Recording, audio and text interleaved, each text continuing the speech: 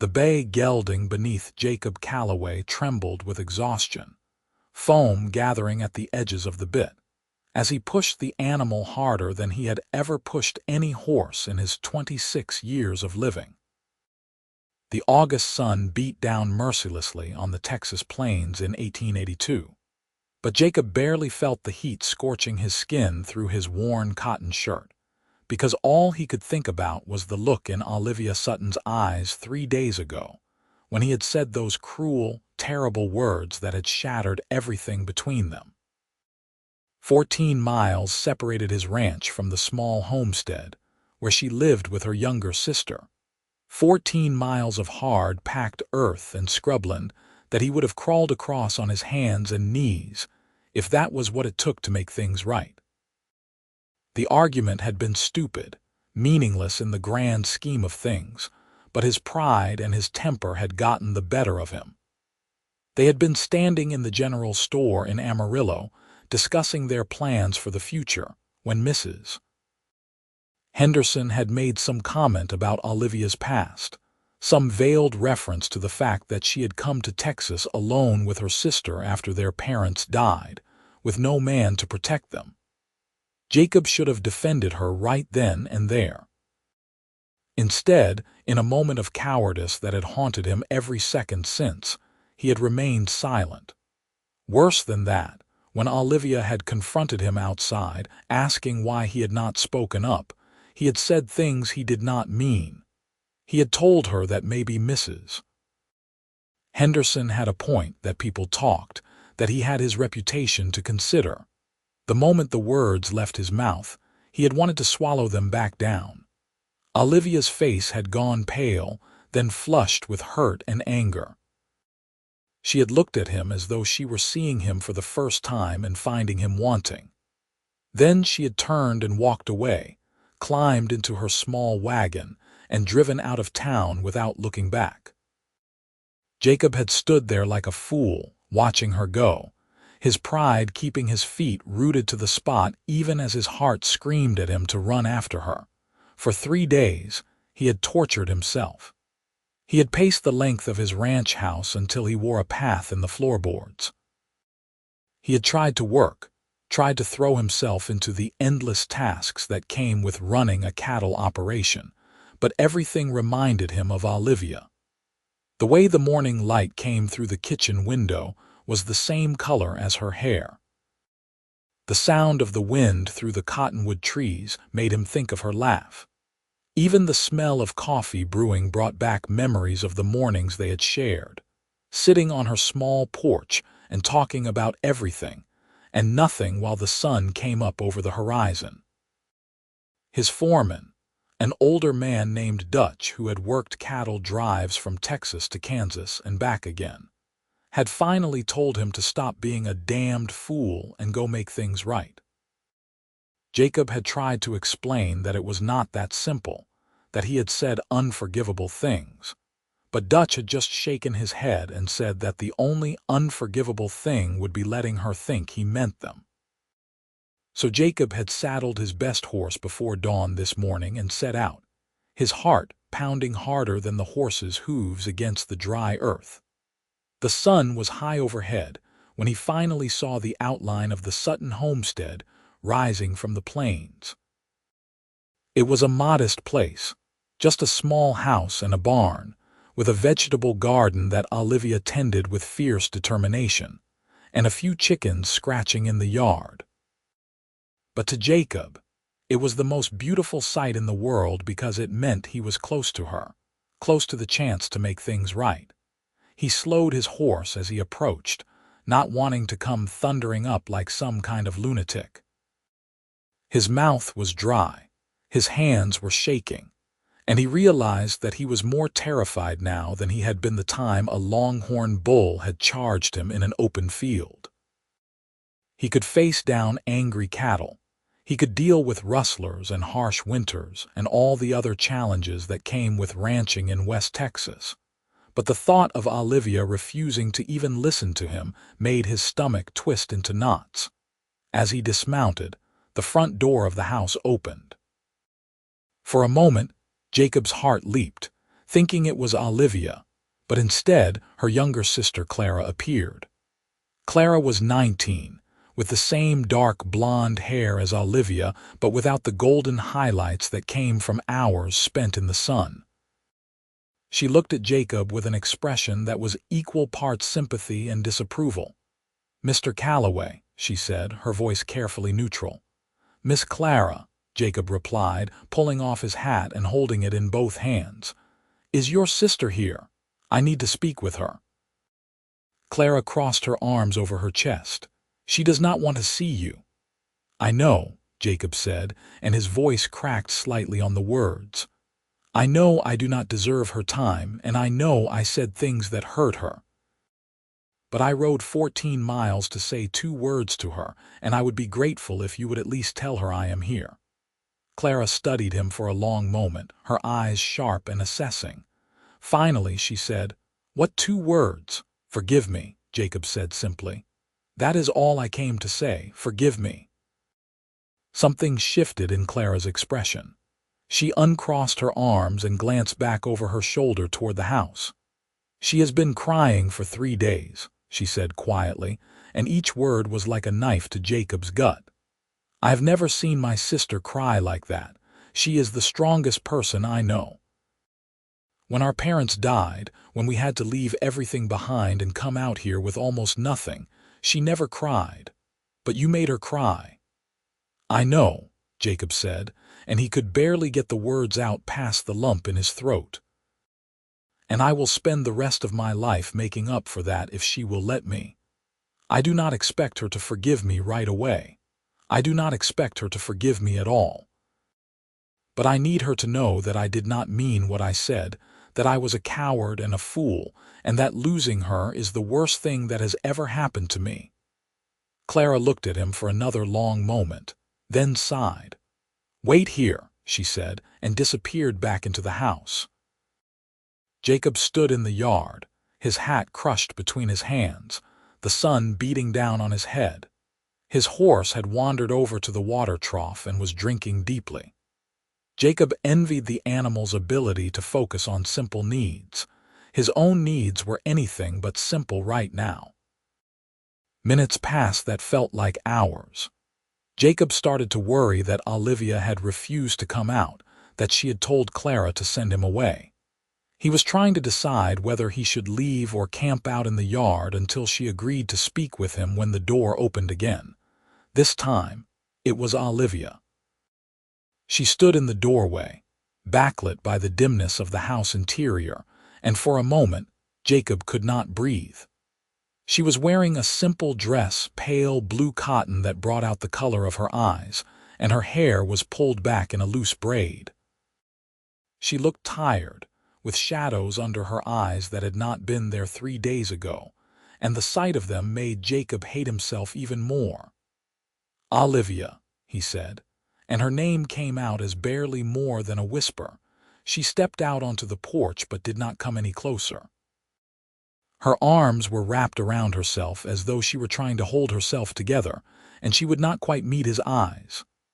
"Clara said you wanted to talk to me," she said, and her voice was carefully controlled, giving nothing away. Jacob took a step forward, then stopped when he saw her tense. "I rode 14 miles to say 2 words to you," he said. "Just 2 words, and then I will leave if that is what you want." Olivia finally looked at him directly, and the pain in her eyes nearly brought Jacob to his knees. "What 2 words?" she asked.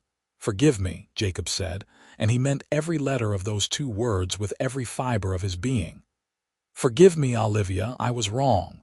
I was a coward and a fool, and I said things I did not mean because I was scared." "Scared of what?" Olivia asked, and there was a tremor in her voice now. "Scared of how much I love you," Jacob said, the words tumbling out of him now like water from a broken dam. "Scared of how much power you have over me, how you could destroy me with a single word. When Mrs. Henderson said those things, I should have defended you. I should have told her and everyone else in that store that you are the finest woman I have ever known, that I am not worthy to clean your boots, and that they should be honored that you chose to make Amarillo your home. But instead, I was scared of what people would think, scared of being judged, and I let my fear make me into someone I do not recognize. Someone who would hurt the woman he loves to protect his own pride. Olivia's arms tightened around herself. "You said I was the subject of gossip," she said quietly. "You said you had your reputation to consider." "I know," Jacob said, and he took another step forward. "And I have regretted those words every second since they left my mouth. They were lies, Olivia. Cruel lies spoken by a frightened man who did not have the courage to stand up for what matters most. You matter most. Nothing else matters. Not my reputation, not what Mrs. Henderson or anyone else in town thinks, nothing. Just you." A tear slipped down Olivia's cheek and she brushed it away angrily. "You hurt me," she said, and her voice broke on the words. "I know," Jacob said, and his own eyes were burning now. "And I would do anything to take it back. I would ride 100 miles, 1,000 miles. I would face down an army if it meant making things right between us. But all I can do is stand here and beg you to forgive me, to give me another chance to be the man you deserve instead of the coward I was 3 days ago." Olivia was quiet for a long moment, more tears sliding down her cheeks. Jacob stood frozen, afraid to move, afraid to breathe, afraid that any wrong move would shatter this fragile moment. "When my parents died," Olivia finally said, her voice soft, "Clara and I were left with nothing. Our father's debts took everything and we had nowhere to go. People looked at us like we were charity cases, like we were less than nothing because we had no family, no money, no prospects. We came to Texas because I had heard there was opportunity here, that a person could make something of themselves if they were willing to work hard. And we have worked hard, Jacob, so hard. We have built a life here, even if it is a modest one. And I thought I had finally found someone who saw me as more than just the poor orphan girl, someone who valued me for who I am, not what I have or do not have." "I do," Jacob said desperately. "Olivia, I do see you. I see your strength, your kindness, your determination. I see how you took care of Clara when you were barely more than a child yourself. I see how you turned this homestead into a real home through sheer will and hard work. I see how you are kind to everyone, even people like Mrs. Henderson who do not deserve your kindness. And I see how you made me want to be a better man, how you made me believe in the possibility of a future that was about more than just surviving another season. Then why did you say those things?" Olivia asked, and her voice was pleading now, as though she genuinely needed to understand. Jacob climbed the steps to the porch, moving slowly, giving her time to tell him to stop if she wanted. When she did not, he came to stand just a few feet from her, close enough to see the gold flecks in her blue eyes, close enough to see the freckles that dusted her nose from working in her garden. "Because I was scared," he said again. "Because loving you is the most terrifying thing I have ever experienced. Because if I lose you, I lose everything that matters." And in that moment, when Mrs.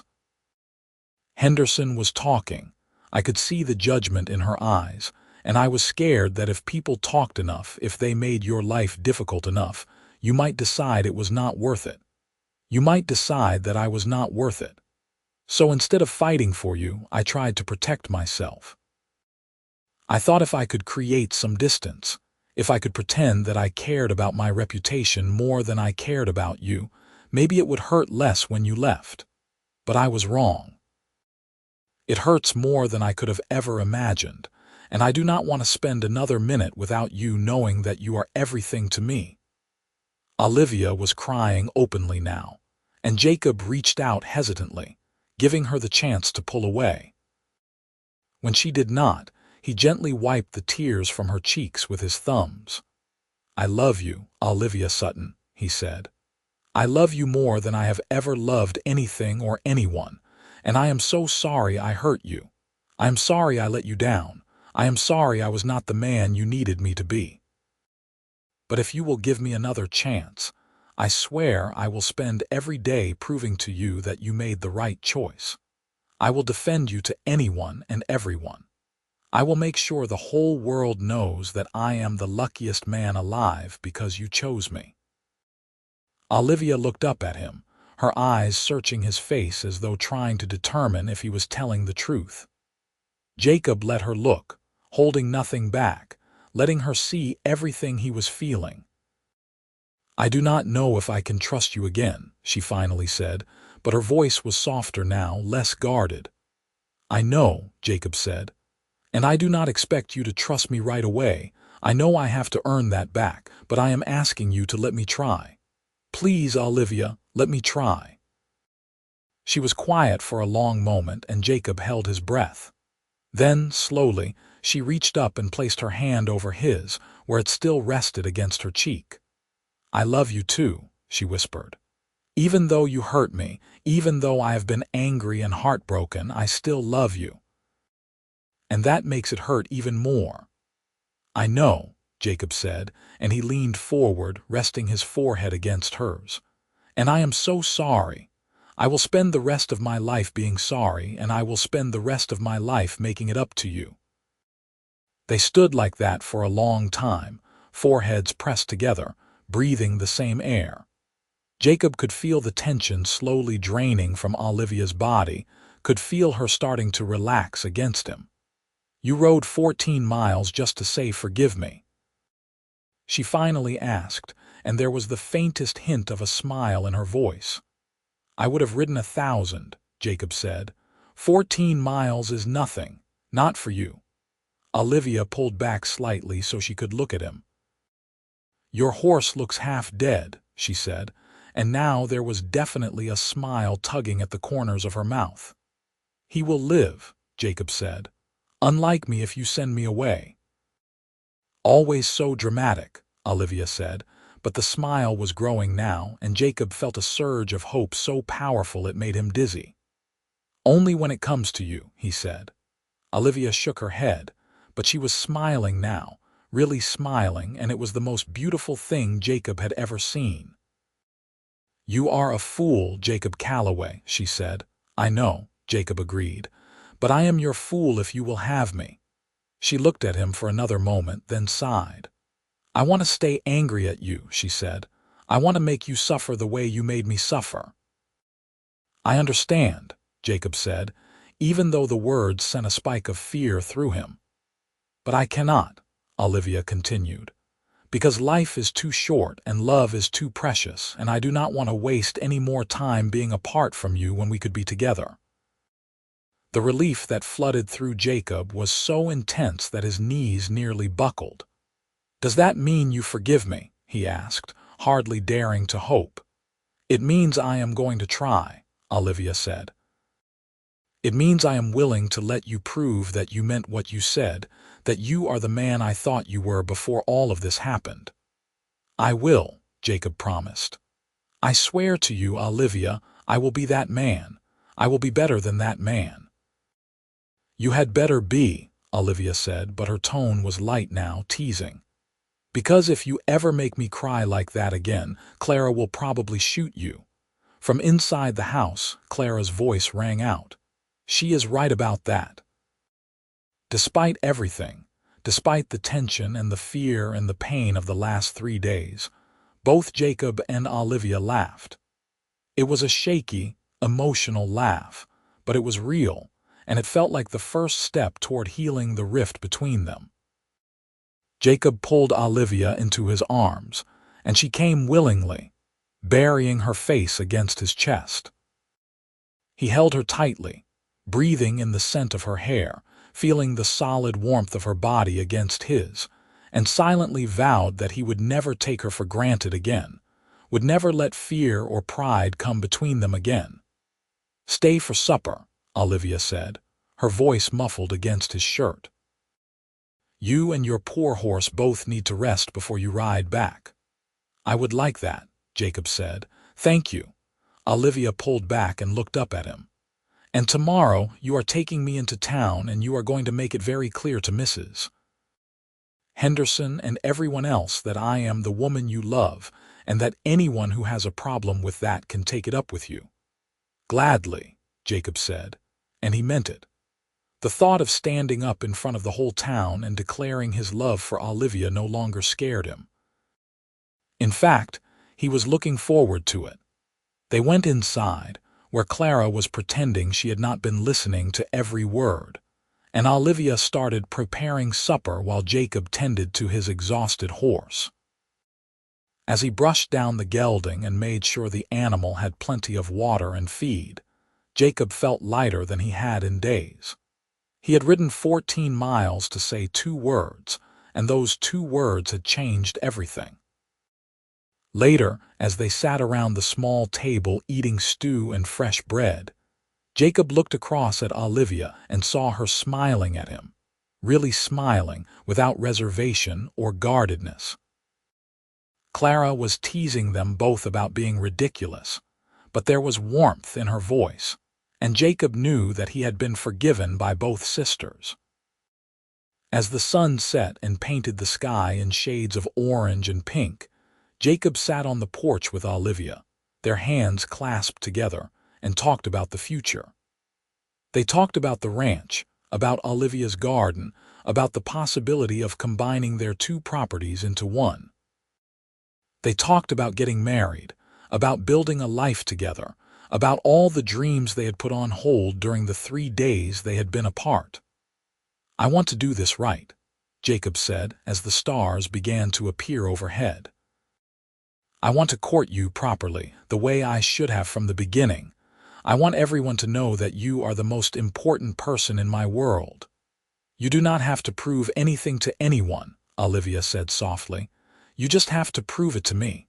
"I will," Jacob promised. "Every single day for the rest of our lives, I will prove it to you." The next morning, true to his word, Jacob and Olivia rode into Amarillo together.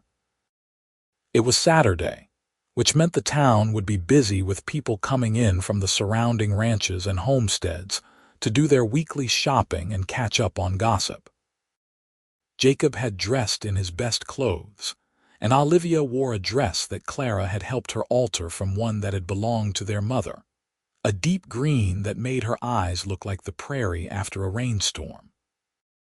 They walked into the general store hand in hand, and the conversation that had been flowing stopped abruptly. Mrs. Henderson was there, of course, holding court in the center of the store as she usually did, and her eyes widened when she saw Jacob and Olivia together. Jacob did not hesitate.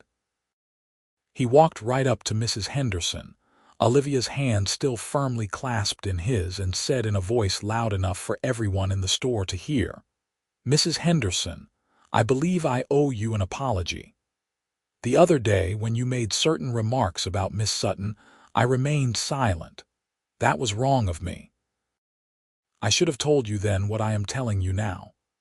Olivia Sutton is the finest woman I have ever known. She is kind, hardworking, intelligent, and brave. She came to Texas with nothing and has built a life for herself and her sister through sheer determination. I am honored that she has agreed to let me court her, and I hope that one day she will do me the even greater honor of becoming my wife. If anyone in this town has a problem with that, they can answer to me." The store was silent. Mrs. Henderson's face had gone through several shades of red and was now settling on an interesting purple. Olivia's hand tightened around Jacob's, and when he glanced at her, he saw that her eyes were shining with unshed tears.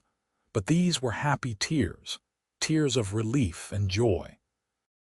Finally, old Mr. Patterson, who ran the store, started clapping. "About time someone put Henderson in her place," he said with a grin. "Miss Sutton, you are always welcome in my establishment, and anyone who says otherwise can take their business elsewhere." One by one, other people in the store nodded and murmured their agreement. Not everyone, of course. Mrs. Henderson and a few of her cronies looked scandalized and quickly made their exit. but most of the townspeople seemed genuinely pleased, and several women came up to congratulate Olivia and wish them both well. As they left the store later, their shopping completed, Olivia looked at Jacob with such love and admiration that he felt his chest tighten with emotion. "Thank you," she said simply. "I should have done that days ago," Jacob replied. "I should have done it the moment she opened her mouth. But you did it now," Olivia said, "and that is what matters." Over the following weeks, Jacob threw himself into courting Olivia properly. He brought her flowers from the wildflowers that grew on his ranch, even though she laughed and told him she could pick her own flowers. He took her on picnics by the creek that ran through his property, where they would spend hours talking and dreaming about the future. He helped her with repairs around her homestead, fixing the barn door that had been hanging crooked and reinforcing the chicken coop against predators. Every Sunday, he would ride the 14 miles to her homestead for dinner, and every Sunday he would ride back under the stars, his heart full and his mind at peace. Clara teased them mercilessly but always with affection, and Jacob came to think of her as the little sister he had never had.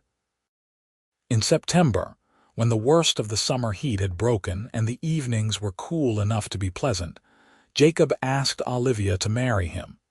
He did it simply, without grand gestures or elaborate speeches. They were sitting on her porch watching the sunset, as they often did, and he simply turned to her and said, "Marry me, Olivia. Make me the happiest man in Texas and marry me." Olivia looked at him with those beautiful blue eyes, eyes that had seen heartbreak and loss but had never lost their ability to hope, and said, "Yes." They were married in October in a small ceremony at the church in Amarillo. Clara served as Olivia's bridesmaid, and Dutch stood up as Jacob's best man. The church was full of people from town and from the surrounding ranches, far more people than Jacob had expected. It seemed that their story had captured the imagination of the community, the tale of the rancher who rode 14 miles to beg forgiveness from the woman he loved, and people wanted to be part of their happy ending. As Jacob watched Olivia walk down the aisle toward him, her face glowing with happiness, he sent up a silent prayer of thanks that he had found the courage to ride those 14 miles, to say those 2 words, "Forgive me," 2 simple words that had changed his entire life. After the ceremony, there was a celebration at the ranch. People brought food and drinks, and someone produced a fiddle, and they danced under the stars until late into the night. Jacob danced with Olivia, holding her close, marveling at the fact that she was now his wife, that he got to spend the rest of his life with her. "Happy?" he asked as they swayed together to the music. "Happier than I ever thought possible," Olivia replied, resting her head on his shoulder. "I will make sure you stay that way," Jacob promised.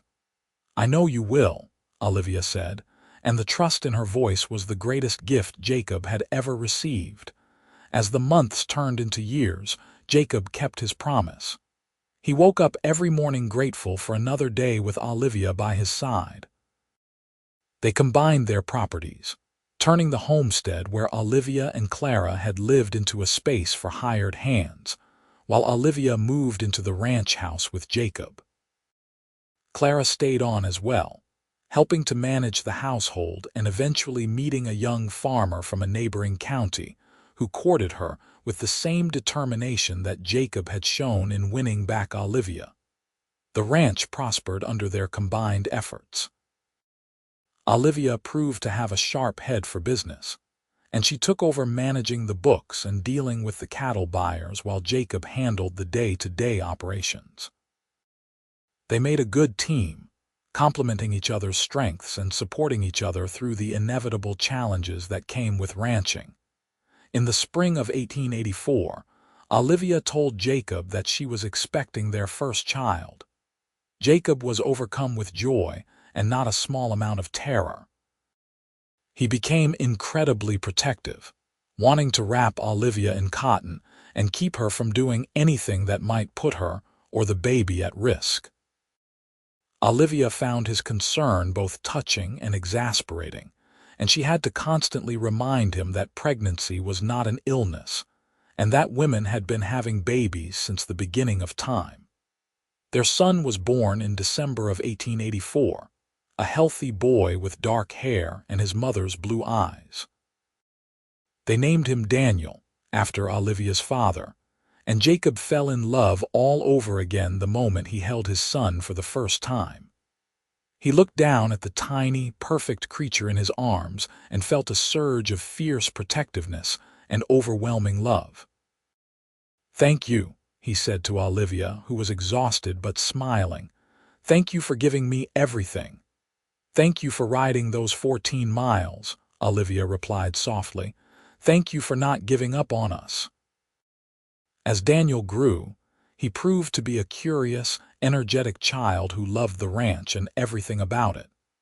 He followed Jacob everywhere, toddling after him on short legs, wanting to help with every task even when he was too small to be of any real assistance.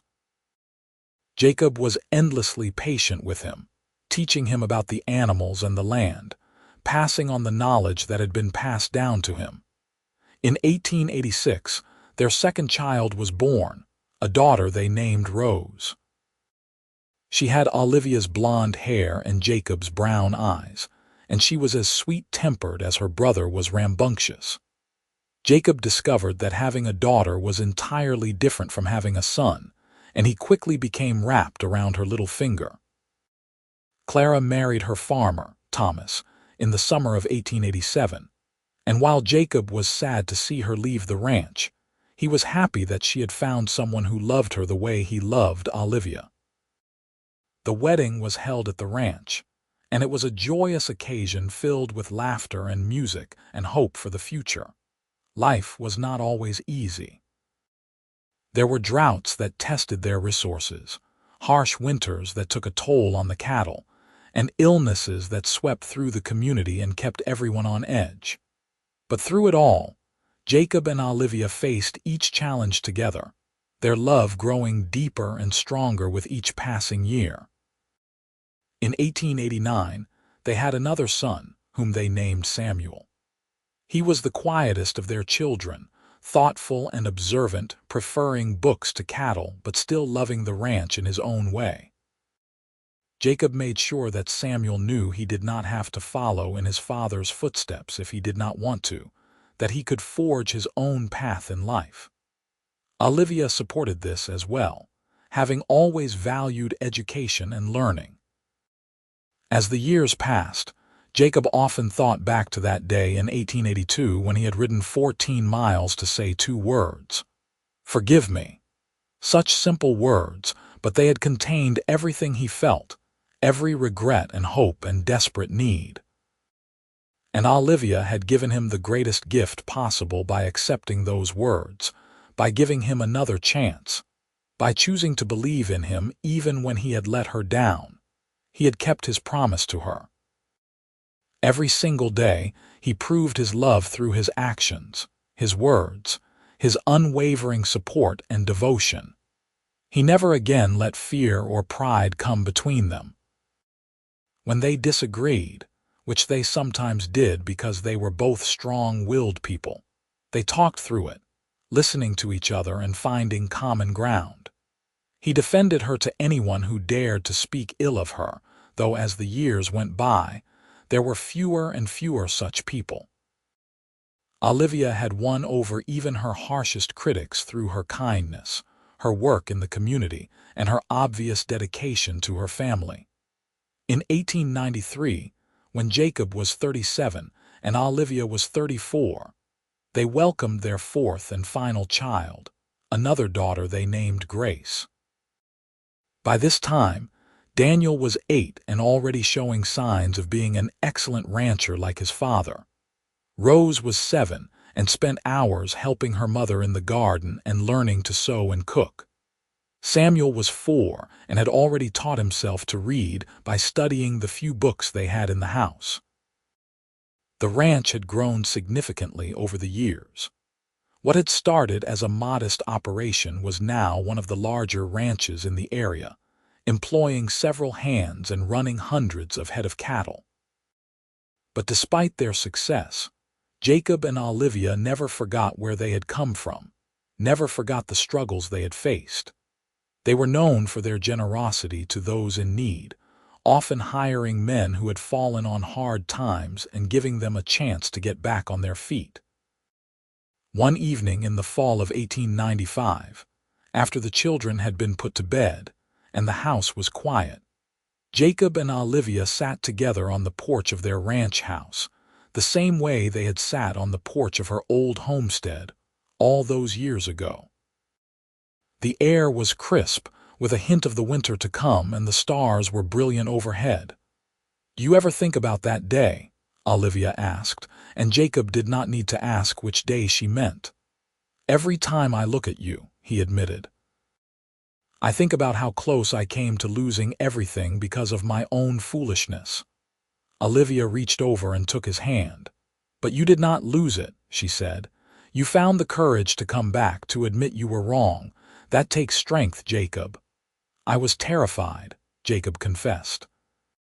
"The whole ride over, I kept thinking that you would refuse to see me, that I had destroyed everything beyond repair." "I was terrified too," Olivia said. "When Clara told me you were outside, my first instinct was to tell her to send you away. I was so hurt, and I wanted you to hurt the way I was hurting. But then Clara told me what you said, that you had ridden 14 miles to say 2 words, and I knew I had to at least hear you out." "Best decision you ever made," Jacob said with a grin. Olivia laughed. "Marrying you was the best decision I ever made," she corrected. "Listening to you that day was just the first step." They sat in comfortable silence for a while, watching the stars wheel slowly overhead. Inside the house, they could hear one of the children, probably Grace, stirring and then settling back down. These were the moments Jacob treasured most, the quiet times with Olivia when they could just be together without any demands or distractions. "I love you," Jacob said, the same words he had spoken countless times over the years but which never lost their meaning. "I love you too," Olivia replied, squeezing his hand. "And I forgive you truly and completely. I think I forgave you that very first day, but it took time for the hurt to heal." "But it did heal, Jacob. We healed." Jacob brought her hand to his lips and kissed it gently. "You are the strongest, most amazing woman I have ever known," he said. "And I am grateful every single day that you chose to give me another chance." "You are a good man, Jacob Calloway," Olivia said. "You made a mistake, yes, but you owned up to it. You did not make excuses or try to shift the blame. You rode 14 miles to ask for forgiveness, and you have spent every day since proving that you meant it. That is what love is supposed to be. Not perfection, but the willingness to acknowledge when you are wrong and to do better." As the years continued to pass, that philosophy guided both of them. They were not perfect. They made mistakes, had bad days, and sometimes said things they did not mean in moments of frustration or exhaustion. But they always came back to each other, always talked through their problems, and always remembered that their love was more important than any temporary disagreement. Daniel grew into a fine young man, taking on more and more responsibility at the ranch and proving himself to be a natural leader. He had his father's strong work ethic and his mother's sharp mind, and Jacob knew that when the time came, the ranch would be in good hands. Rose blossomed into a beautiful young woman with a kind heart and a talent for healing. She often helped the local doctor when people in the area needed medical attention, and there was talk that she might pursue formal training to become a nurse, which was becoming more acceptable for women in the late 1890s. Samuel did indeed follow his own path. He was accepted to a university in the East, where he studied law. Jacob and Olivia were incredibly proud of him, even though it meant having him far away for months at a time. They encouraged his ambitions and made sure he knew that he always had a home to come back to. Grace, the youngest, was still finding her way, but she showed signs of having inherited her mother's business acumen along with her father's stubbornness. She was sharp as a tack and never missed anything, and both Jacob and Olivia suspected she would accomplish great things whatever she chose to do. In 1900, on the eve of the new century, the Calloway family gathered at the ranch for a celebration. Clara and Thomas came with their 3 children. Friends and neighbors from all over the county attended. There was music and dancing and enough food to feed an army. As Jacob looked around at all the people who had come to celebrate with them, at his beautiful wife and his wonderful children, at the life they had built together, he felt a profound sense of gratitude. That night, as the party wound down and people began to head home, Jacob found himself back on the porch with Olivia, just the 2 of them under the stars once again. "Can you believe it has been 18 years since we got married?" Olivia asked, leaning her head on his shoulder. "Feels like yesterday," Jacob said, "and also like a lifetime ago." "We have been blessed," Olivia said softly. "So very blessed." "We have," Jacob agreed. "And it all started with a 14-mile ride and 2 words." "Forgive me," Olivia said, echoing those words that had changed both their lives. "You meant every letter, and I felt that. That is why I was able to forgive you, because I knew you were truly sorry, that you understood what you had done wrong, and that you would never do it again." "I never did," Jacob said. "And I never will." "I know," Olivia said, and the complete trust in her voice made Jacob's heart swell. As they sat there together, looking out over the land they had built their life on, Jacob thought about all the twists and turns their journey had taken. From that awful day in the general store to the desperate ride to her homestead. From the painful conversation on the porch to the joyous wedding. From the birth of their children to watching those children grow and thrive. It had been a life full of love and challenges and triumphs. And through it all, those 2 words had remained the foundation of their relationship. "Forgive me." Not just the words Jacob had said that day, but the spirit behind them. The willingness to admit when you were wrong, to humble yourself, to ask for forgiveness and to grant it freely. That was what had allowed their love to grow and deepen over the years. What had allowed them to weather every storm and emerge stronger on the other side. In the years that followed, Jacob and Olivia continued to grow old together, their love never diminishing even as their bodies slowed down and their hair turned gray. Daniel took over most of the day-to-day operations of the ranch, allowing Jacob to step back and enjoy a more leisurely pace. Rose did indeed become a nurse and worked in Amarillo, earning a reputation as a healer with gentle hands and a kind heart. Samuel became a successful lawyer and returned to Texas to practice, eventually serving as a judge. Grace surprised everyone by becoming a teacher, opening a school in Amarillo and educating children from all backgrounds, regardless of their ability to pay. Jacob and Olivia watched their children flourish with pride and joy. They also welcomed grandchildren, first from Daniel, then from Rose, and eventually from Grace as well. Samuel remained unmarried for a time, dedicated to his work, but eventually found a fellow lawyer who matched his intelligence and ambition, and they married in a ceremony that brought the whole family together once again. The ranch that had been Jacob's alone became a true family enterprise, with multiple generations working together to keep it running. On Sundays, the family would gather for dinner, and the house would be filled with laughter and conversation and the sound of children playing. These were the moments that Jacob treasured most, when he could see the legacy that he and Olivia had created together. A legacy not just of land and cattle, but of love and family and values that would be passed down through the generations. As Jacob grew older, he often found himself thinking about that pivotal moment in his life, the moment when everything had hung in the balance. What if he had not found the courage to ride those 14 miles? What if Olivia had refused to forgive him? What if he had let his pride keep him from admitting his mistake? His life would have been so different, so much emptier, missing all the joy and love that had filled his years. He shared these thoughts with Olivia one evening as they sat together on the porch, both of them now in their 60s, their children grown and their grandchildren bringing new life and energy to the ranch. "You know what I think?" Olivia said, her hand still fitting perfectly in his after all these years. "I think you would have found your courage eventually.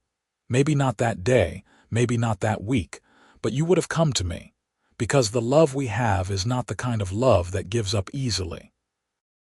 "You have more faith in me than I had in myself," Jacob admitted. "That is what love is," Olivia said. "Believing in someone even when they struggle to believe in themselves. You believed in me when we first met, when I was just a poor girl trying to make a go of it on a tiny homestead. You saw something in me worth loving. I just returned the favor." Jacob turned to look at his wife, really look at her. The years had added lines to her face and silver to her hair, but to him, she was just as beautiful as the day he had first seen her in the general store in Amarillo. More beautiful, even, because now when he looked at her, he saw not just a pretty face but a lifetime of shared experiences, of challenges overcome, of love that had deepened and matured like fine wine. "I would do it all again," he said. "Every moment, every challenge, every joy. I would choose you again and again, Olivia. In every lifetime, in every circumstance, I would choose you." Tears sparkled in Olivia's eyes, but they were happy tears. "And I would choose you," she said. "Even knowing the pain of that day we fought, even knowing the challenges we would face, I would still choose you. Because the good has far outweighed the bad, and the love has been worth every tear." They sat together as the sun set, painting the sky in brilliant shades of orange and red and purple, the same sky they had watched together countless times over the decades. Inside the house, they could hear the sounds of family, of life continuing in the way it always had and always would. This was their legacy, Jacob thought. Not just the land or the cattle or the buildings, but this, the love that had started with 2 words spoken in desperation and had grown into something that would outlast them both. As the years continued to march forward, Jacob's health began to decline. He was in his 70s now, and the years of hard work and the harsh Texas sun had taken their toll. But he faced his declining years with the same courage he had shown throughout his life, never complaining, always grateful for another day with Olivia and their family. Olivia remained by his side through it all, her devotion unwavering. She helped him when he needed help, gave him space when he needed independence, and always made sure he knew how much he was loved. Their children and grandchildren visited often, filling the house with life and love, and Jacob felt surrounded by blessings. On a warm spring day in 1910, as the wildflowers bloomed across the prairie and the cattle grazed peacefully in the pastures, Jacob sat on the porch with Olivia, their hands clasped together as they had been so many times before. He was tired, more tired than he had ever been, and he knew his time was growing short. But he was not afraid. How could he be afraid when he had lived such a full life, when he had been blessed with such love? "Do you remember," he said to Olivia, his voice weaker now than it once had been, "the day I rode 14 miles to say 2 words to you?" "I remember every detail," Olivia said, her own voice thick with emotion. "I remember how terrified you looked, how your hands were shaking when you held your hat. I remember the desperation in your eyes and the absolute sincerity in your voice when you said those words. "Forgive me," Jacob said softly. "Always," Olivia replied. "Always and forever, Jacob." "I forgave you then, and I have forgiven you every moment since for every small transgression, because that is what love does. It forgives, it heals, it endures." Jacob squeezed her hand with what strength he had left. "I love you, Olivia Calloway. Loving you has been the greatest privilege of my life. And being loved by you has been mine," Olivia said, tears streaming down her face now. "You have been everything I needed, everything I wanted, everything I dreamed of. You rode 14 miles to ask for my forgiveness, but you spent a lifetime earning my love, my trust, my devotion. And you succeeded, Jacob. You succeeded beyond measure." As the sun began to set on that spring day, Jacob closed his eyes, surrounded by love, knowing that his life had been well lived. He had made mistakes, yes, but he had owned them. He had faced his fears and overcome them. He had loved with his whole heart and been loved in return. And it had all started with a 14-mile ride and 2 simple words that contained everything. "Forgive me." Jacob passed peacefully that evening, with Olivia by his side and his children gathered around him. The entire community mourned his loss, remembering him as a good man, a devoted husband and father, a fair employer, and a loyal friend. But more than anything, they remembered him as the man who had ridden 14 miles to ask for forgiveness, who had shown everyone that true strength lay not in never making mistakes, but in having the courage to admit them and make them right. Olivia lived for several more years after Jacob's death, surrounded by her children and grandchildren, all of whom made sure she was never alone. She spoke often of Jacob, keeping his memory alive through stories of their life together. She told their grandchildren about the day he had ridden 14 miles, about the 2 words that had changed everything, about the life they had built from that moment of humility and honesty. When Olivia finally passed in 1915, she was buried next to Jacob on a hill overlooking the ranch, under the same sky they had watched together so many times. Their graves were marked with simple stones that bore their names and dates, but also an inscription that Olivia had requested before her death. "He rode 14 miles to say, 'Forgive me.' She forgave. They loved forever." The ranch continued through the generations, passed down through Daniel and his children and their children after them. But more than the land, what was passed down was the story of Jacob and Olivia, the story of love and forgiveness and second chances. It became a family legend, told and retold at gatherings, a reminder that love requires courage, that mistakes can be forgiven, and that sometimes the most important journey you will ever take is the one to say you are sorry. Their great-grandchildren and great-great-grandchildren grew up hearing the story, learning the lessons embedded in it. That pride is not worth losing love. That forgiveness is a gift both given and received. That courage is not just facing down physical danger, but admitting when you are wrong. That true love endures through challenges and grows stronger with time. The town of Amarillo grew and changed over the decades, transforming from a rough frontier settlement into a modern city. But the story of Jacob Calloway and Olivia Sutton remained, becoming part of the local folklore, a tale of true love that inspired generation after generation. People who heard the story were moved by it, by the simplicity and sincerity of those 2 words, "Forgive me," and by the grace with which Olivia had granted that forgiveness. In a world that often seemed harsh and unforgiving, their story was a reminder that love could overcome even the deepest hurts, that people could change and grow, and that sometimes the bravest thing a person could do was admit, they were wrong. The ranch itself became a landmark, known not just for its success as a cattle operation, but as the place where a great love story had unfolded. Visitors would sometimes come to see it, to stand on the hill where Jacob and Olivia were buried and look out over the land they had loved. They would read the inscription on the gravestones and feel a connection to a story that had happened decades before, but still resonated with timeless truth. In the end, what Jacob and Olivia had built was more than a ranch, more than a family, more than a legacy of land and cattle. What they had built was a testament to the power of love, forgiveness, and second chances.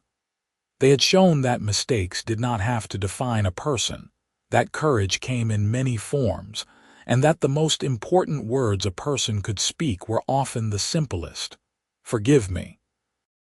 Two words that had the power to heal, to restore, to transform. Two words that Jacob Calloway had meant with every letter, every syllable, every fiber of his being. Two words that Olivia Sutton had received with grace and generosity, understanding the heart behind them. Their story ended, as all stories must, but its impact rippled forward through time, touching lives far beyond their own. It reminded people that love was worth fighting for, that forgiveness was possible, and that sometimes the longest journey a person could take was not measured in miles, but in the courage it took to admit they were wrong. Jacob had ridden 14 miles that day in August 1882, pushing his horse to the limit, driven by desperation and love. But in truth, the journey he had taken was much longer, much more difficult. It was the journey from pride to humility, from fear to courage, from selfishness to selflessness. And Olivia had taken her own journey, from hurt to healing, from anger to understanding, from doubt to trust. Together, they had walked a path that led to a lifetime of love, a family that spanned generations, and a story that would be told as long as people believed in the power of forgiveness and the enduring strength of true love. They had shown that happy endings were possible, that love could overcome even the deepest wounds, and that sometimes the most powerful words in the world were the simplest ones, spoken from a sincere heart. Forgive me. Two words that changed everything. Two words that built a legacy.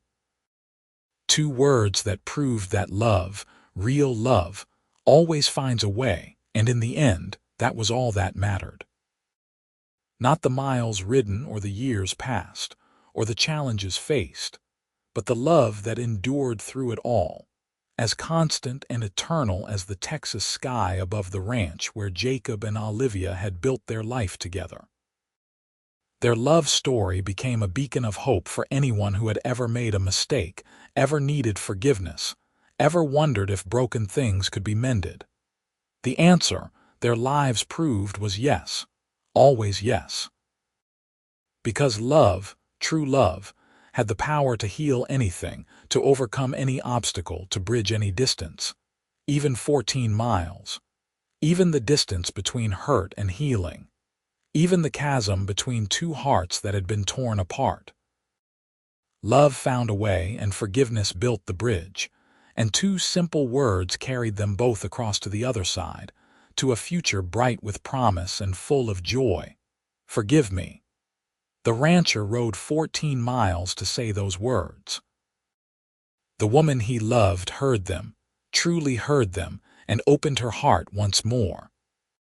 And together, they built something beautiful, something lasting, something that proved that second chances were not just possible but precious, that mistakes were not endings but opportunities to grow, and that the greatest love stories were often the ones that overcame the greatest obstacles. Their story, the story of Jacob and Olivia, rancher and homesteader, two people who found each other in the vast expanse of the Texas plains and built a love that lasted a lifetime, would be remembered long after the ranch buildings crumbled and the land changed hands. because some stories transcend time and place, speaking to universal truths about the human heart and the power of love to transform, to heal, to endure. This was one of those stories. The story of 14 miles, 2 words, and a love that conquered all.